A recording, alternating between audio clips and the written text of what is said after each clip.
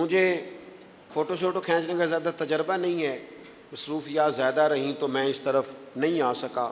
تو ایک بچے نے مجھے، ایک دوست نے ایک دن بتایا کہ وہ تصویر کھینچنے کے بعد پھر اس پر کچھ کام ہوتا ہے تو فوٹو اور زیادہ سونی لگنے لگ جاتی۔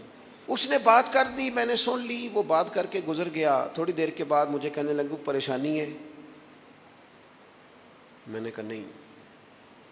کہنے لگا میں نے ایک سادی سی بات کی تھی، پتہ نہیں کوئی، آپ تو کہیں کھو گئے۔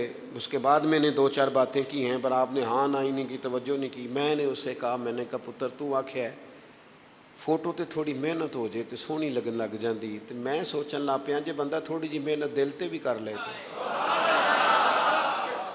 تھوڑی جی محنت نہ دل تے کریے تے جے کدے وہ سونا ہو جائے نا، پاک ہوویں تے پاک ہی ملدا ہی، تے بنا پاکوں پاک نہیں ملدا۔ سارے جسم دے تون دے نالوں اکو تولا ہے ٹکڑا دل دا۔